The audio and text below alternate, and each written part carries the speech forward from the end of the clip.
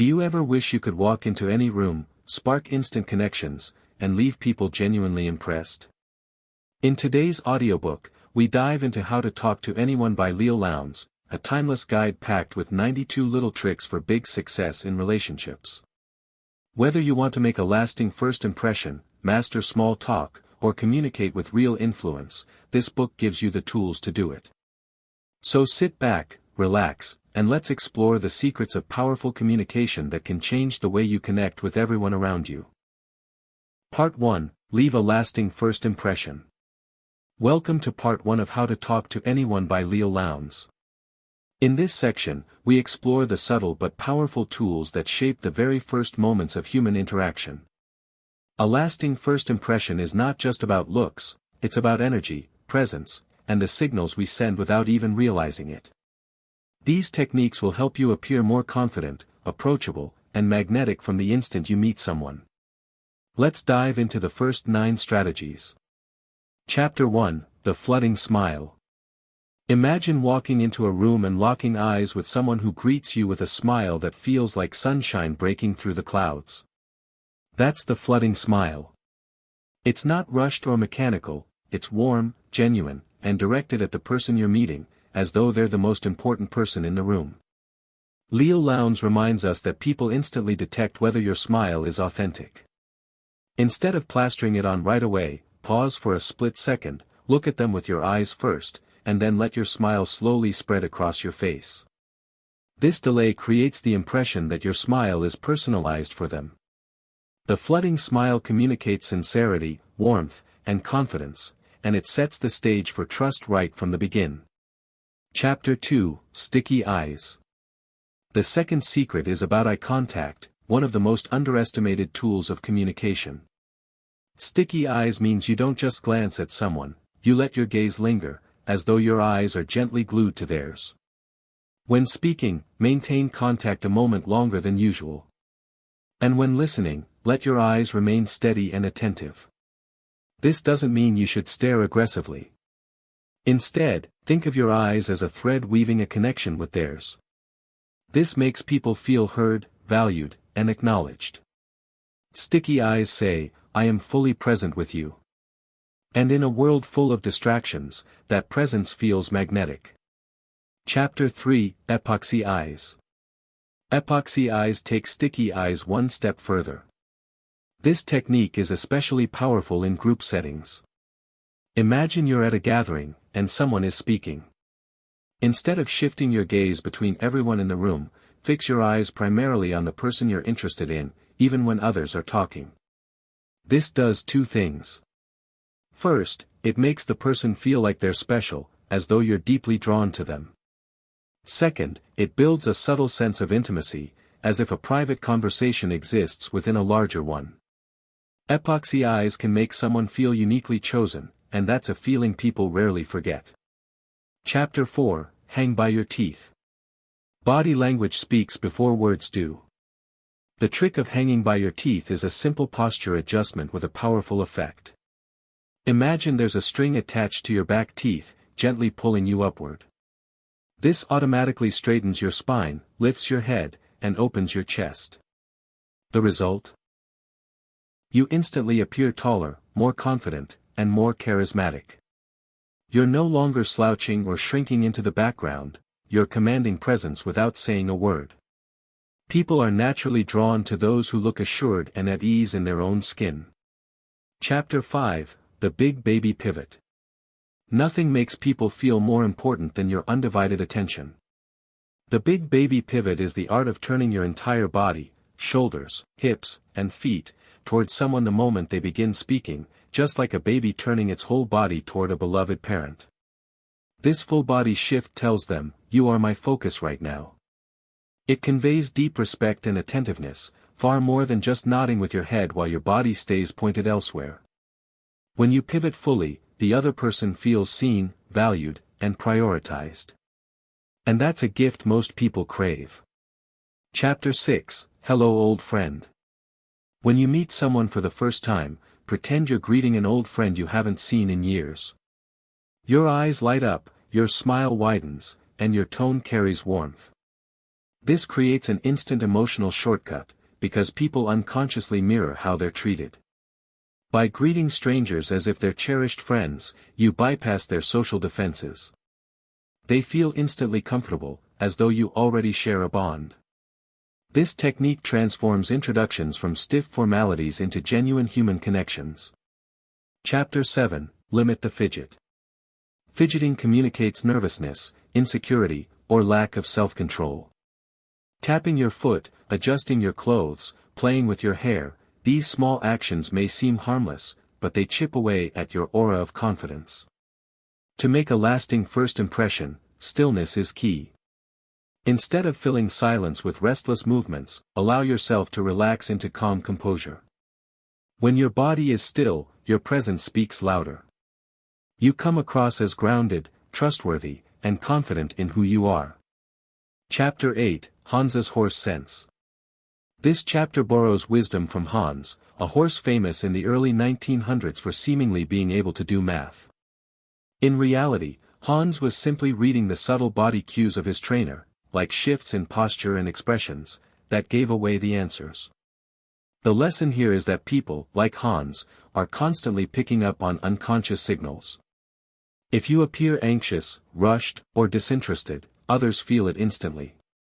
To make a strong first impression, project calm assurance and positive energy, because others will subconsciously mirror and respond to it. People rarely remember what you said first, but they always remember how you made them feel. Chapter 9: Watch the scene before you make the scene. Finally, before entering a new environment, whether it's a party, a meeting, or an event, pause for a moment to observe. Watch how people are interacting, listen to the tone of conversation, and note the general energy of the room. This is called watching the scene before you make the scene. By attuning yourself to the social rhythm, you can blend in more smoothly and adjust your entrance to match the vibe. Walk in with confidence, but also with awareness. Instead of disrupting the flow, you'll complement it, and people will welcome you more readily. Closing to Part 1. And that concludes Part 1, Leave a Lasting First Impression.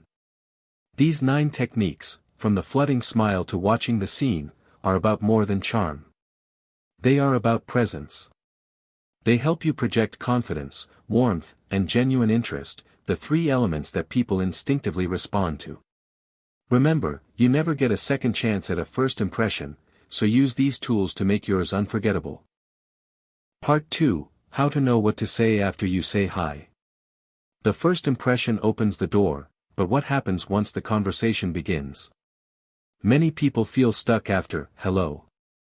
They worry about sounding boring, asking the wrong questions, or running out of things to say.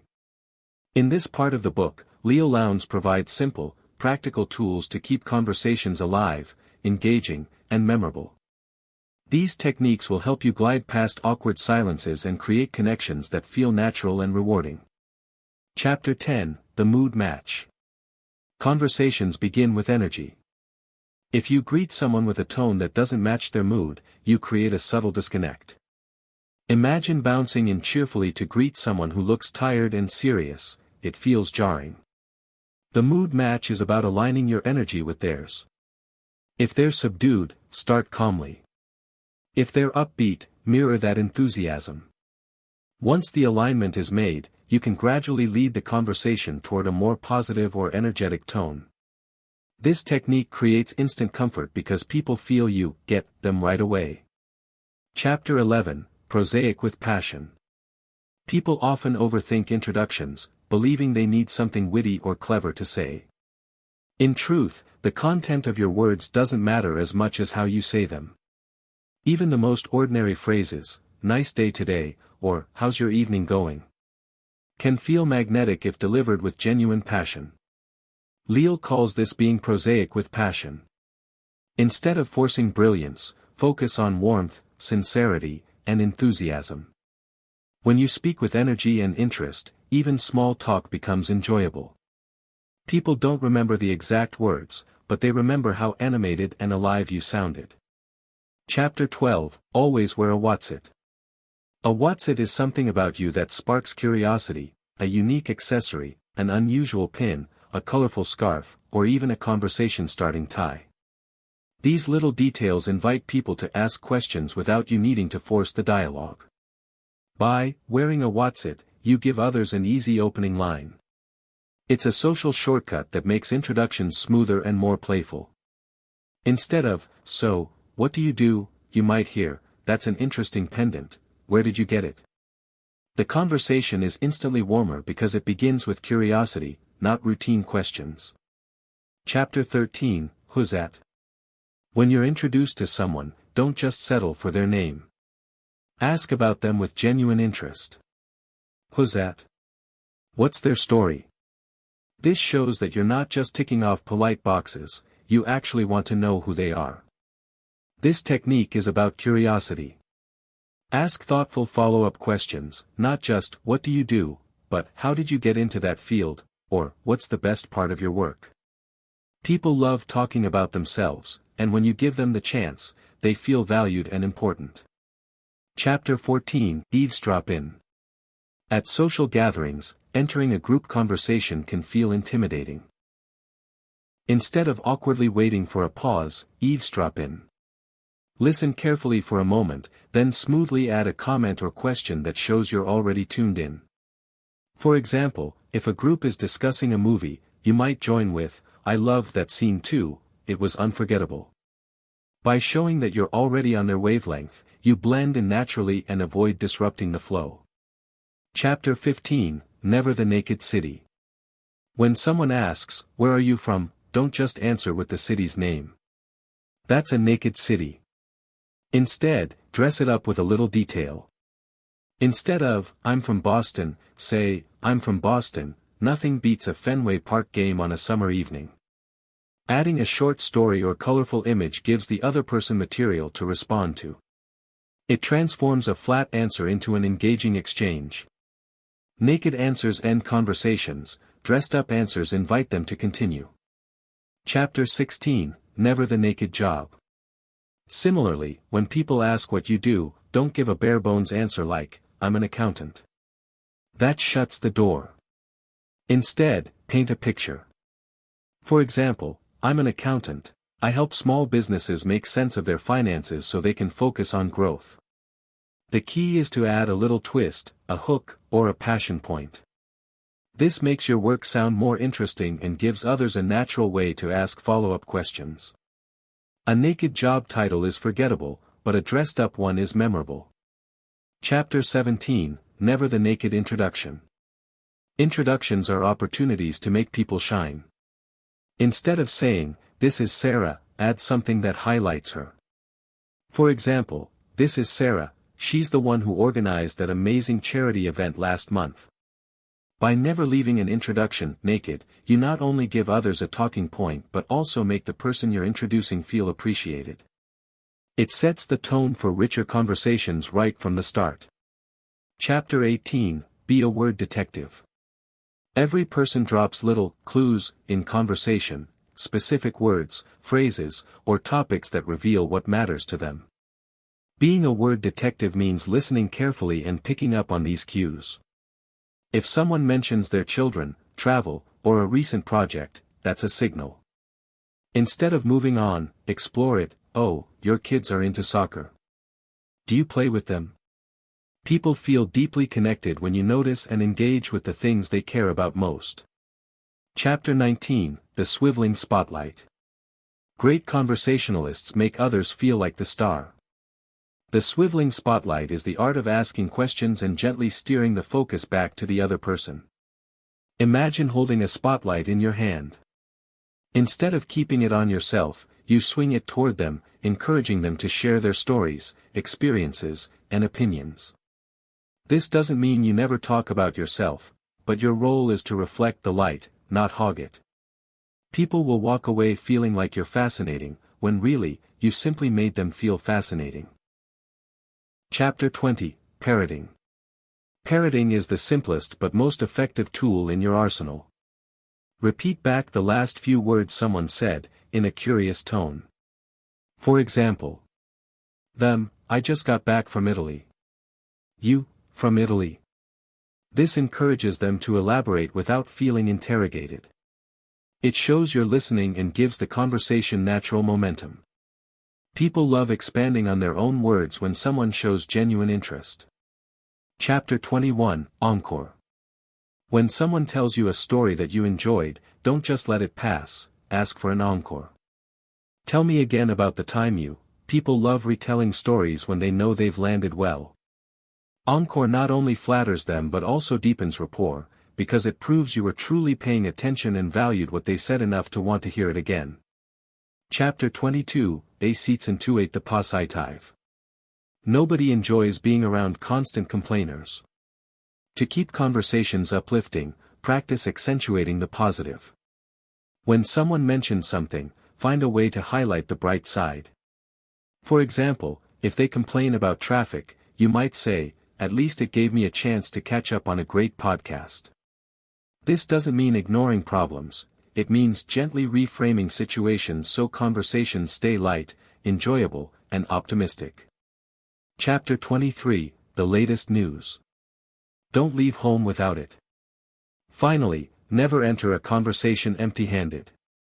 Carry with you at least one piece of fresh news, whether it's about current events, entertainment, or even a fun local story. This prevents awkward silences and positions you as someone interesting to talk to. Leil suggests keeping a mental news file. Before going to a party or meeting, scan headlines or recall a recent anecdote. When someone asks, "What's new?" you'll always have a lively answer ready. Closing to part 2. And that concludes part 2, how to know what to say after you say hi. These 14 techniques, from mood matching to always carrying the latest news, help you avoid dead ends in conversation. They transform small talk into meaningful dialogue and make people feel good when they're with you. Remember, it's not about dazzling others with brilliance, it's about making them feel comfortable, valued, and eager to keep talking. Part 3, How to Talk Like a VIP. Now that we've learned how to make strong first impressions and keep conversations flowing, it's time to refine how we present ourselves verbally. Part 3 focuses on sounding like a true VIP, someone who speaks with polish, power, and persuasion. These techniques help you elevate everyday conversations so that people not only hear your words but also feel your influence. Chapter 24. What do you do, not? One of the most common questions in social or business settings is, what do you do? But answering with your job title alone can fall flat. Instead, craft a more engaging response that highlights the value or excitement in what you do. For example, instead of saying, "I'm an accountant," you might say, "I help people find hidden money in their finances." This sparks curiosity and keeps conversations alive. VIPs never settle for dull one-liners, they turn ordinary questions into opportunities to shine. Chapter 25. The Nutshell Resume. When people ask about your background, don't drown them in endless details or bore them with a chronological list of jobs. Instead, prepare a short, compelling nutshell resume. It's a brief, polished summary of your career highlights or passions that makes people want to know more. A nutshell resume is like your verbal business card, compact, memorable, and magnetic. Chapter 26. Your Personal Thesaurus. VIPs know that words matter. If you always use the same basic vocabulary, you'll sound flat. By building your own personal thesaurus, a collection of richer, more dynamic alternatives, you can upgrade your speech instantly. Instead of saying good, say exceptional, instead of busy, try in demand. This subtle shift creates a more powerful image of yourself in people's minds. Chapter 27. Kill the quick me too. When someone shares an experience, resist the urge to jump in with me too quickly. While it might seem like a way to bond, it often steals the spotlight and shifts focus back to you. VIPs know how to give others the stage first, showing genuine curiosity, asking follow-up questions, and then, when the time is right, weaving in their own story. This approach builds deeper rapport and makes you a more gracious conversationalist. Chapter 28. Communication. The golden word in communication is you. People love hearing about themselves more than anything else.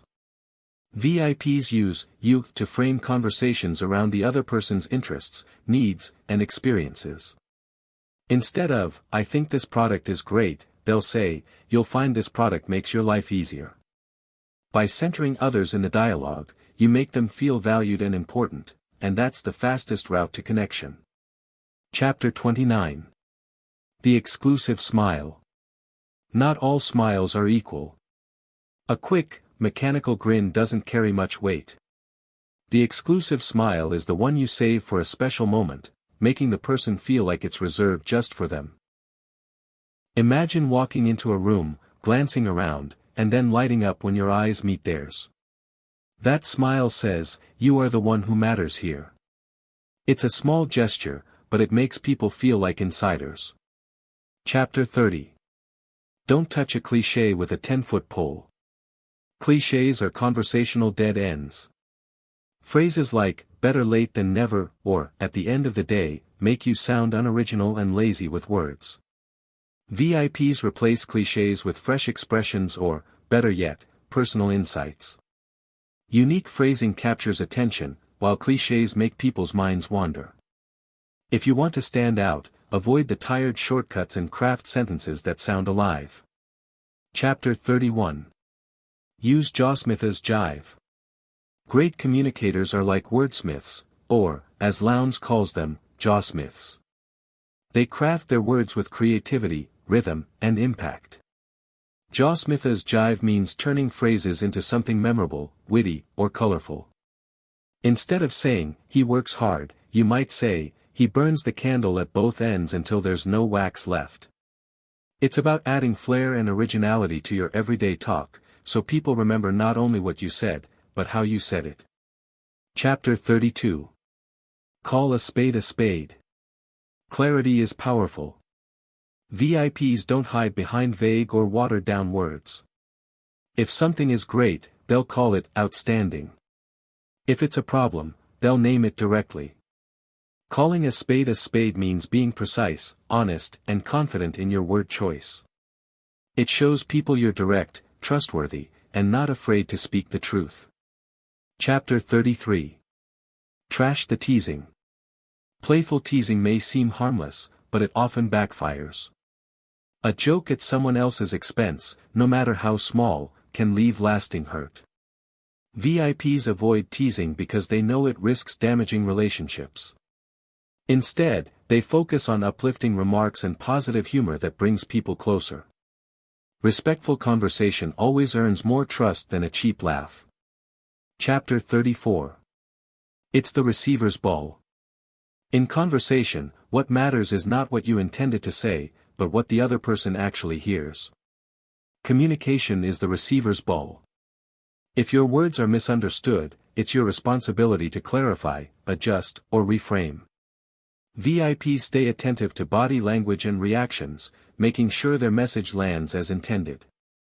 This sensitivity separates amateurs from true communicators. Chapter 35. The broken record. Sometimes, persistence is power. When making a point, don't give up after one attempt. Instead, repeat your message calmly, with slight variations, until it sticks. This is the broken record technique, steady repetition without aggression. It's especially effective in negotiations or when asserting boundaries. The key is to remain composed and firm, never desperate or pushy. Chapter 36. Big shots don't slobber. Flattery, when overdone, looks desperate.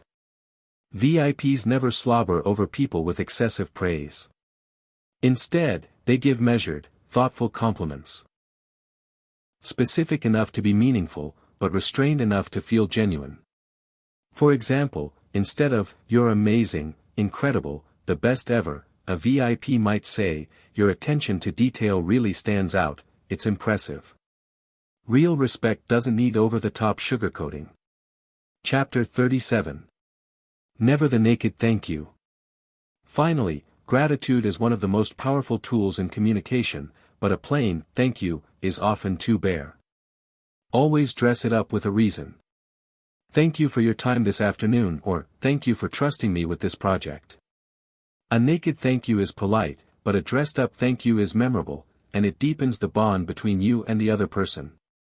Closing narration for part 3. Speaking like a VIP isn't about arrogance or showing off, it's about clarity, respect, and finesse. By choosing your words with care, avoiding clichés, speaking with authority, and expressing gratitude thoughtfully, you transform from an average communicator into someone people naturally admire and remember. These techniques make your voice carry more weight, and your presence feel more powerful. Part 4. How to be an insider in any crowd.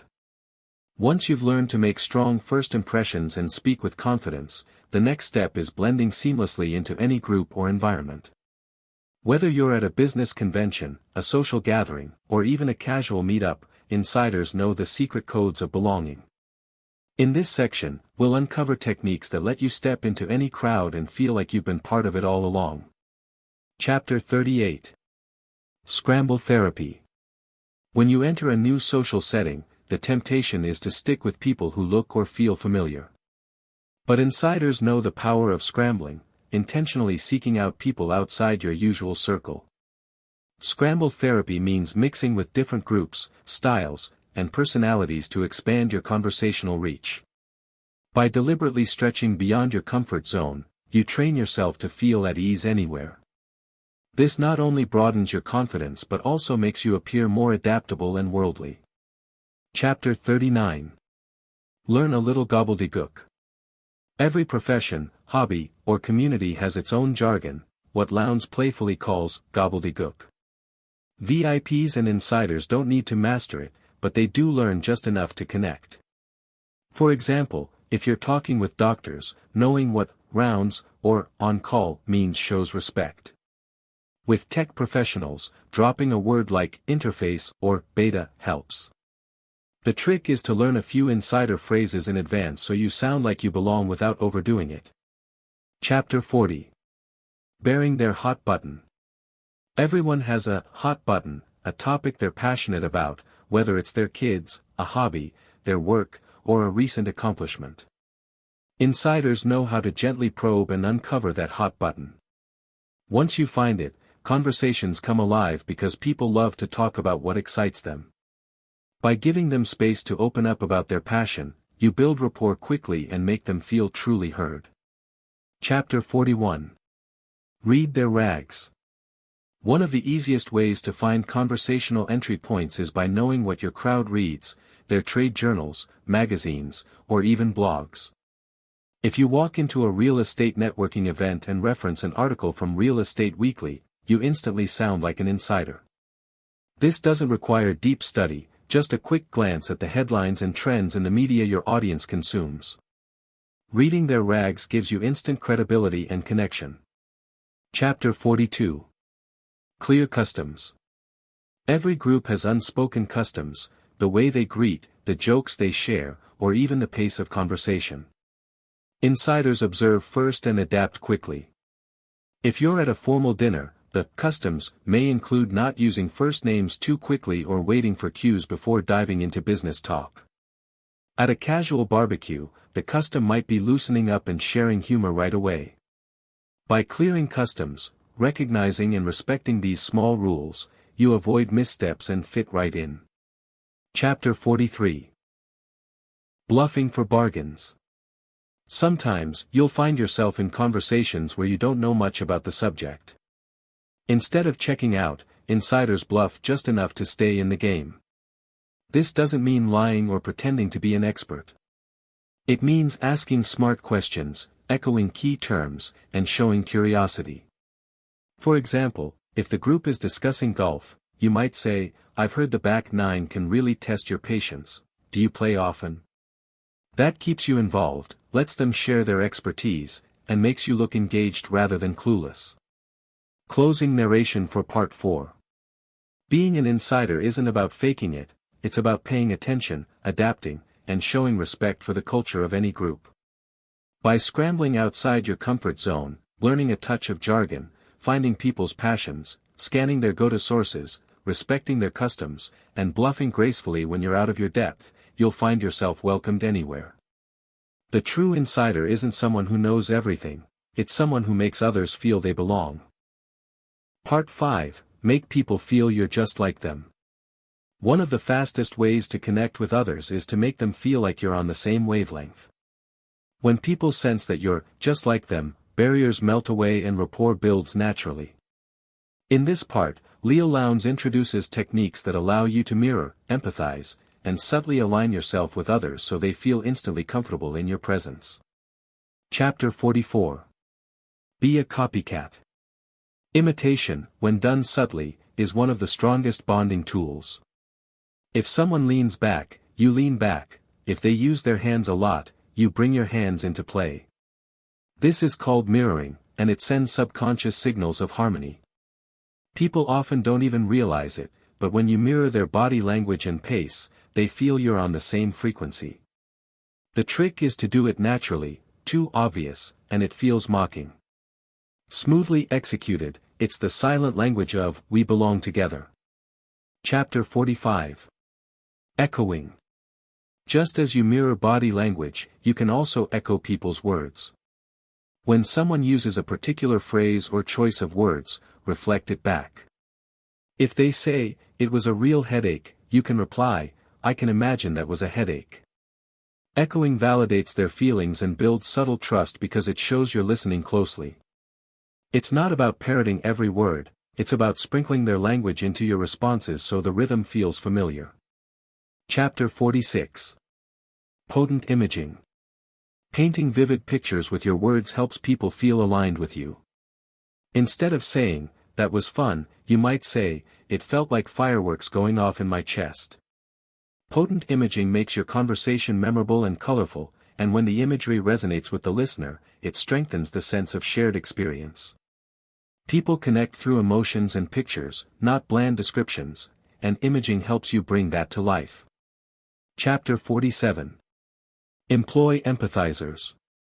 Empathizers are little words and phrases that show you're emotionally in tune with someone.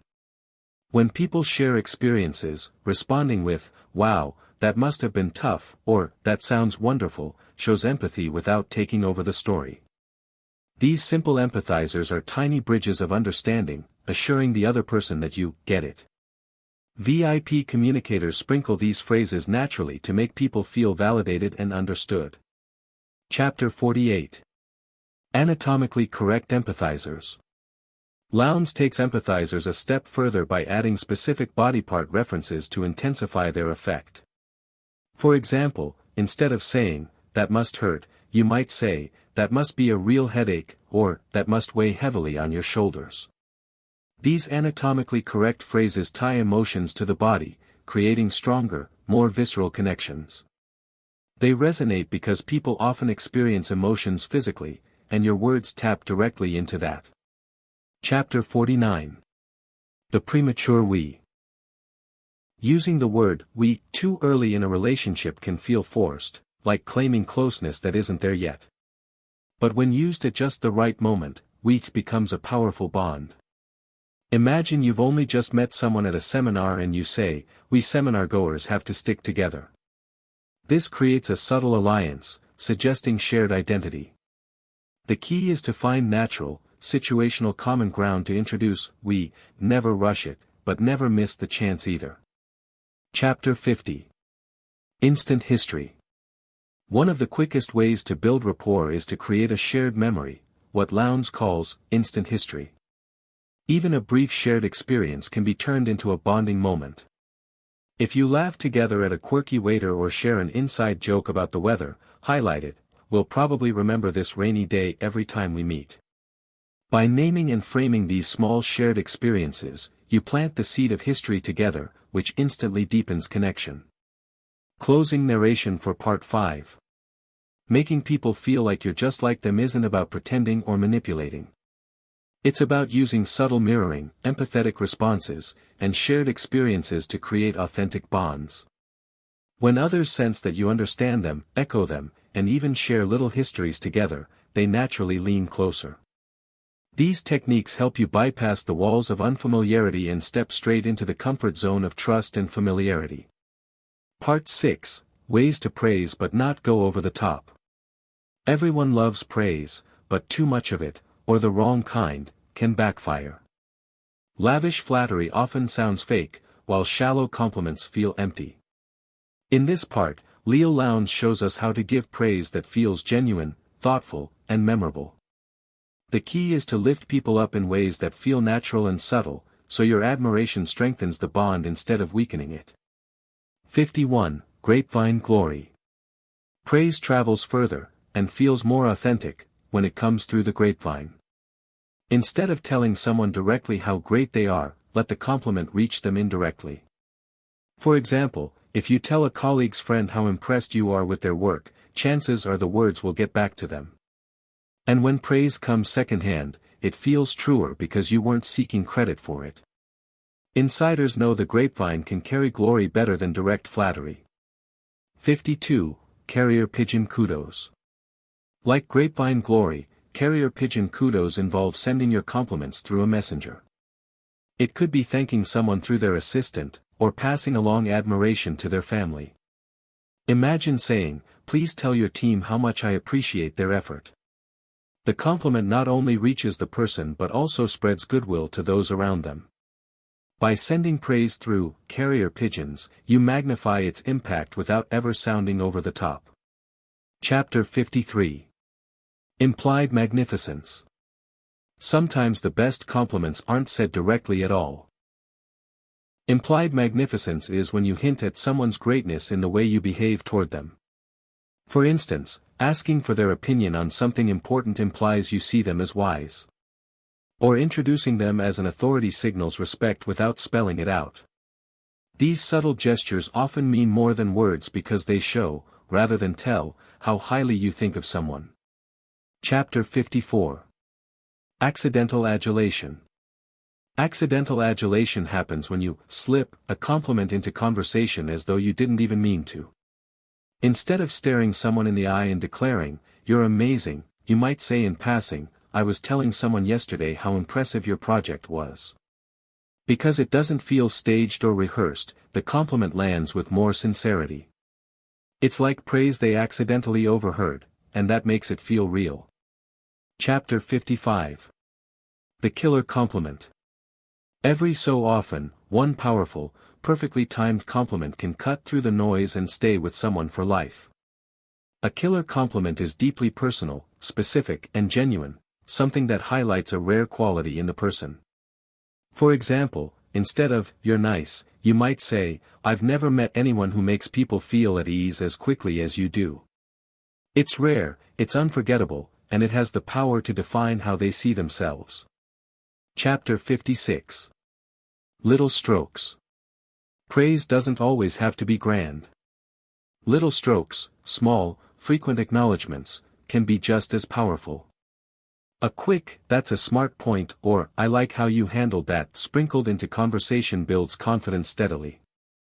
Like gentle brushstrokes on a canvas, these tiny affirmations accumulate into a masterpiece of trust and appreciation over time. Chapter 57. The Knee-Jerk Wow.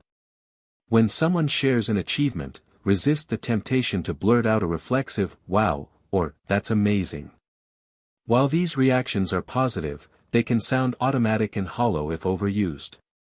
Instead, pause, absorb the moment, and respond with something more thoughtful, like, "That must have taken real perseverance," or "How did you pull that off?" Thoughtful reactions show that you truly value their achievement, not just that you're impressed on the surface. Chapter 58. Boomeranging. Boomeranging means reflecting someone's compliment right back at them, but in a way that feels authentic. If someone praises you, acknowledge it gracefully and redirect it, "Thank you," coming from you, that means a lot. This turns the spotlight back on them while still accepting the compliment. It shows humility and creates a mutual admiration loop without feeling dismissive. Chapter 59. The Tombstone Game. Imagine what someone would want inscribed on their tombstone, the legacy they'd like to leave behind. Then, frame your compliment in that direction. If a friend prides themselves on being dependable, you might say, "You're the kind of person people can always count on." If they value creativity, you could remark, "Your ideas are always so fresh and inspiring." Compliments tied to a person's core identity are the most meaningful because they validate who they most want to be. Closing narration for Part 6. Praising others is both an art and a science. Too much sugarcoating feels fake, while too little leaves people starving for acknowledgement. By using subtle, thoughtful methods, from indirect compliments and implied respect to killer compliments and little strokes, you strike the perfect balance. Praise becomes not just flattery, but a gift that uplifts others and strengthens your connection with them. Part 7. How to talk with your phone and be heard. The phone is both a lifeline and a stage. It's the tool we use to connect, persuade, charm, and influence, often without the advantage of eye contact, body language, or facial expressions. In this section, Leil Lowndes shows us how to make every call memorable. From the first, hello, to the last, goodbye, these techniques help us sound warm, polished, and unforgettable, whether we're leaving a voicemail, taking a message, or answering a surprise call. Chapter 60. Talking gestures. When we lose visual cues, our voice carries extra weight. Lowndes suggests using physical gestures while speaking on the phone: smile, nod, use your hands. These movements naturally animate your tone and make your voice more expressive. Even though the listener can't see you, they can hear the energy in your voice. Talking gestures turn flat conversations into dynamic, engaging ones. Chapter 61. Name shower. People love the sound of their own name, and sprinkling it through a phone conversation adds warmth and personal connection. Lowndes calls this the name shower. Instead of saying yes or okay, you might respond with yes, Susan, or I see what you mean, David. It's a small shift, but it keeps the conversation personal and intimate, reminding the other person they're the star of the call. Chapter 62. Oh wow, it's you. The moment you answer the phone, you set the emotional tone. Saying, oh wow, it's you, or something equally delighted, makes the caller feel instantly valued. Whether it's a close friend or a business contact, this upbeat reaction elevates the call and makes the other person feel special. It's not about theatrics, it's about genuine enthusiasm that turns an ordinary pickup into a warm welcome. Chapter 63. The sneaky screen. Sometimes, we need to screen calls without offending anyone. Lowndes suggests subtle tactics for gracefully managing calls you can't take. For instance, using caller ID or asking someone else to field the call. But the real art lies in how you follow up, calling back warmly and making the person feel you weren't avoiding them, just respecting their time. The sneaky screen protects your focus without damaging relationships. Chapter 64. Salute the spouse. If you're speaking to someone whose partner answers the phone, don't brush them off, acknowledge and respect them. A simple, warm greeting like, hello, Mrs. Johnson, how are you today, sets the tone before asking for the person you need. By saluting the spouse, you build goodwill not just with your contact, but with the people around them, which strengthens trust and rapport. Chapter 65. What color is your time? This technique is about respecting the other person's schedule. Instead of diving into conversation, ask something like, is this a good time to talk, or what's your day looking like right now? It signals courtesy, giving the person control over their time. Just like colors set moods, respecting someone's time sets the tone for smoother, more productive conversations. Chapter 66. Constantly changing outgoing message. Voicemail isn't just functional, it's a mini stage for your personality. Lowndes suggests updating your outgoing message frequently. A cheerful, fresh message tells callers you're attentive, engaged, and approachable. Even small updates, like noting the season or week, show thoughtfulness. It prevents your voicemail from sounding stale, while giving callers a taste of your energy before you even pick up. Chapter 67. Your 10-second audition. Every phone call is like an audition, you've got about 10 seconds to hook the listener with your voice. Those first moments matter. If you answer with energy, warmth, and confidence, people stay engaged. If you sound flat or distracted, you lose them. Think of your hello as a quick audition for how the rest of the conversation will feel: friendly, professional, and worth their time. Chapter 68. The Ho-hum Caper. Avoid sounding routine or disinterested. Too many people answer the phone with a flat, predictable hello. The ho-hum caper reminds us to inject curiosity, joy, or variety into our tone. Instead of the same robotic response, use inflection, humor, or genuine energy. A small tweak in delivery can turn even mundane conversations into lively exchanges that stand out. Chapter 69. I hear your other line. When someone has to interrupt your call to take another, don't act impatient or offended. Instead, gracefully acknowledge it: I hear your other line, I'll hold, or I'll let you go handle that. This shows understanding and makes you sound thoughtful rather than clingy.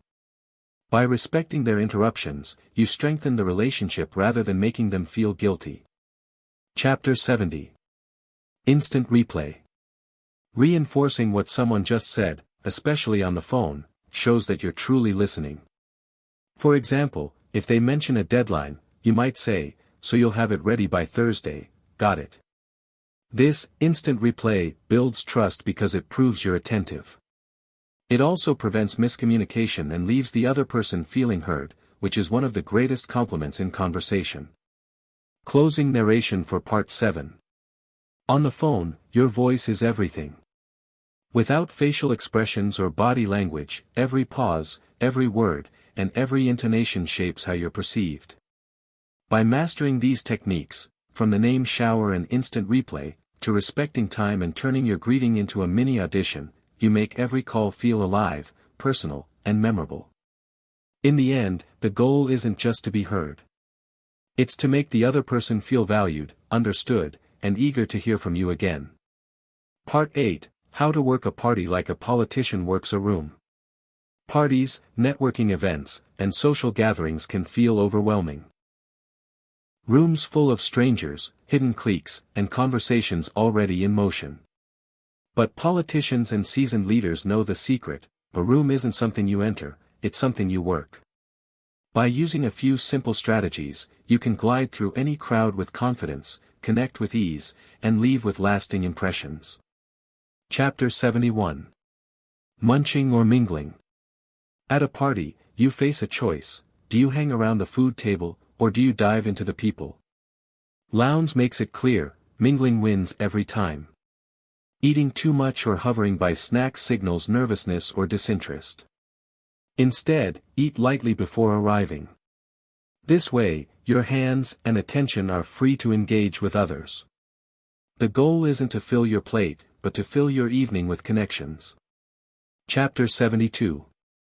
Rubberneck the room. Before speaking to anyone, scan the space. Politicians never just wander aimlessly, they observe the room first. Who's laughing? Who looks approachable? Who holds influence here?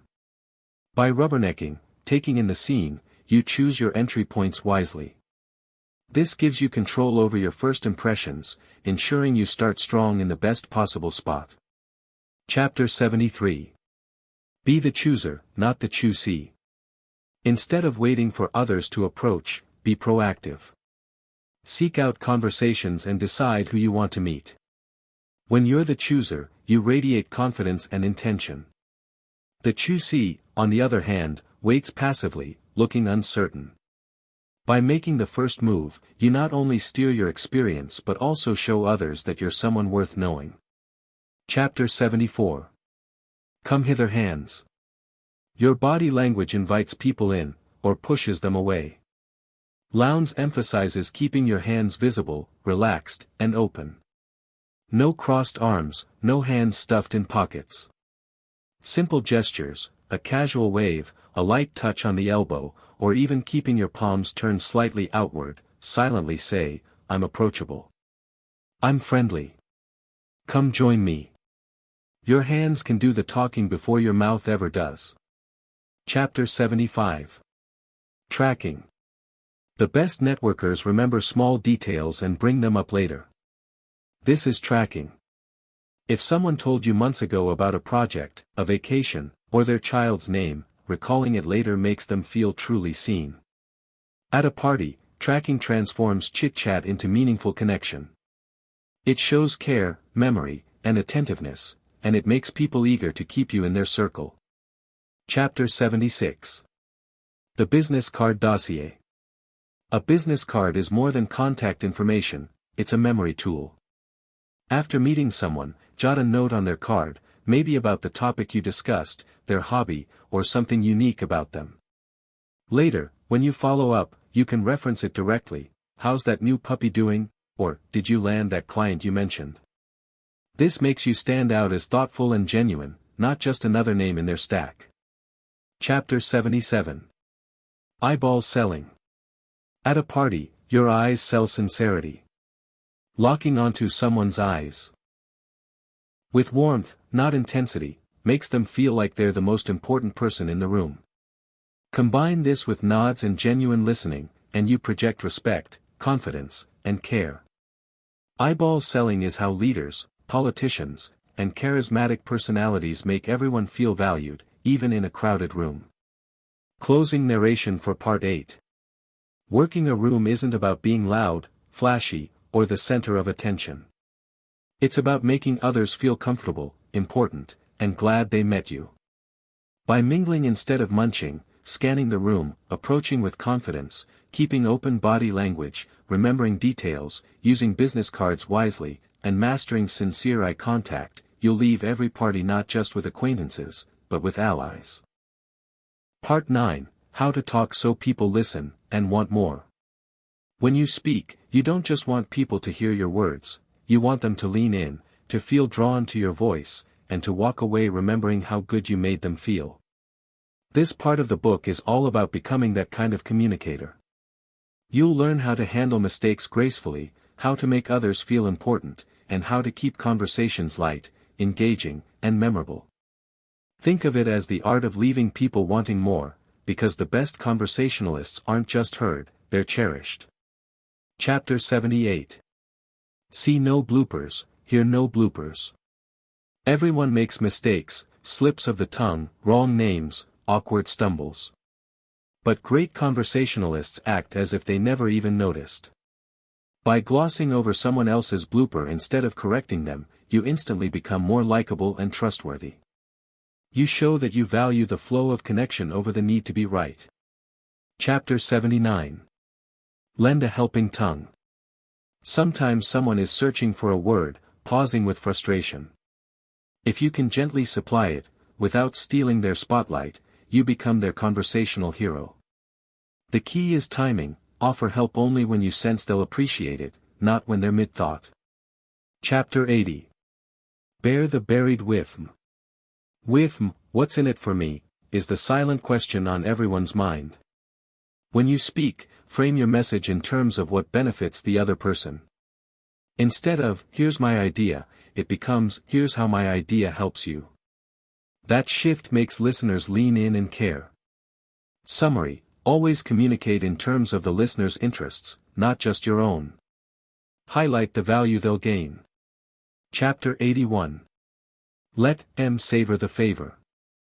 Doing someone a favor is powerful. But here's the secret, don't downplay it. Instead, allow them to feel grateful. Don't brush it off with, it's nothing. Let them appreciate your effort, it makes them value both the gesture and you. Chapter 82. Tit for, wait. Wait, tat. When someone does you a kindness, don't rush to return it immediately. That can cheapen the gesture. Instead, wait. Later, when the opportunity arises, repay it thoughtfully. The delayed reciprocity strengthens the bond. Chapter 83.